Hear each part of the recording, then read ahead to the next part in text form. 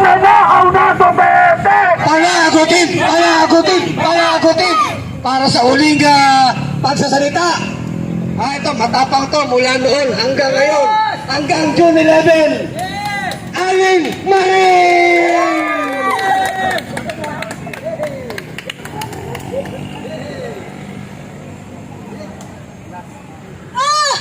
Mga taga-Senado! Andito na kami sa inyong harapan! Senador Jesus Cordero! Lumabas ka kahit konting sandali! Ipaliwanag mo sa amin kung bakit mo kami niloloko! Alam mo ba na ultimong batang paslit ay nakakaintindi kung siya'y niloloko, hindi ang isang nakatatanda tulad mo na itinilaga ka bilang leader ng gobyerno, senador, presidente ng mga senador. Pero anong ginawa mo? Dinahan mo kami sa mga pangako. Pinaniwalaan pa rin namin. Pero dumating ang punto na talagang niloloko mo kami. Hindi mo kami maloloko. Sapagkat matagal nyo na kaming niloko. Ngayon, lahat ng mamamayang Pilipino ay gising na. Hindi nyo na mauto. Nasaan ang A5? Nasaan ang A3? Nasaan ang A11? Tandaan mo, Mr. Escudero, tao ka lang din. Ang pinagkaiba lang natin, nakaposisyon ka sa gobyerno. Pero, tandaan mo, ang nagpapasweldo sa'yo ay ang taong bayan. Kaya ngayon, hinihintay ka namin. Magserbisyo ka sa harapan namin ngayon. Sabihin mo ang dahilan kung bakit ayaw mong ma-impeach si Sara Duterte. Ano ang malaking lalabas na balita o katotohanan na inyong pinagkasunduan ni Sara Duterte para pigilan mo ang impeachment niya? Mr. Escudero, kasama nila Ronald Bato de la Rosa, lahat ng DDS senator, mahiya kayo sa amin. Sapagkat kami ay dapat yung pinaglilingkuran ng tama at hindi nyo kami dapat niloloko. Pagod na ang taong bayan sa mga panloloko ninyo.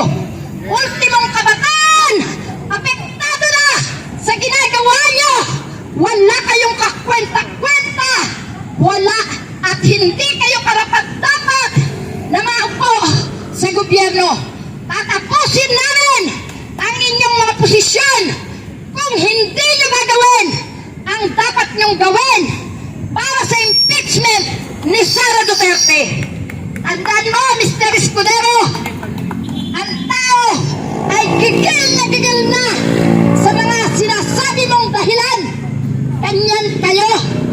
Dahil kayo'y mga nakaupo, dahil kayo'y makipera, pero hindi nyo naisip ang taong bayan na may kapangyarihan sa bansang Pilipinas.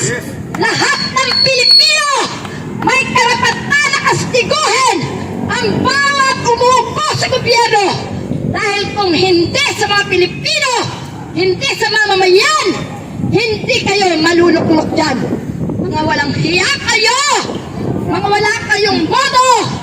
Bukod sa mga naging bobo na kayo, maging mga naging tanga, naging mangmang, kayo ay inaalisan na namin ang karapatan na manungkulan dahil wala kayong maipamambanang maganda sa ating mga kabataan. Kaluwagan, katangahan, kagubahan, nag-aral man kayo, hindi nyo inilagay sa kukote ninyo. Pagkas inilagay nyo sa talampakan ninyo ang tikas ng inyong mga atay balunan, ang kakapal ng mga mukha nyo. Pera-pera lang. Pera-pera lang. Pinagpalit nyo ang bansang Pilipinas. Puro kayo kahihiyan. Puro kayo kamalanghiyan. Wala na kaming makitang maganda sa inyong mga ginagawa. Lahat, kababuyan, katangahan, At higit sa lahat, walang konsentidor sa mga bertugong katulad ni Duterte. Konsentidor sa mga magnanakaw. Yan ang masasabi ko sa'yo, Mr. Escudero. Kung kaya mo kaming harapin ngayon, humarap ka.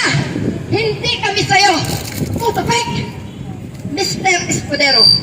Ngayon pa lang, pag-isipan mo, dahil may bukas pa at may isang bukas pa. Mayroon ngayong Agis at may 11 pa. Tanda mo, 2 araw na lang ang binibigay namin sa'yo na palugit. Pag-isipan mo ang trabaho mo nang hindi masayang ang aming ipinasusweldo. Salamat po mga kapatid. Yan lang po. Sara Duterte! Gumik! Gumik! Gumik! Sanaw! Babig yung Duterte! Panagutin! Panagutin! Panagutin! Magnanakaw na Duterte! Panagutin! Panagutin! Panagutin! Para naman, ito huling-huli na, talaga nag-iinit mga kasama.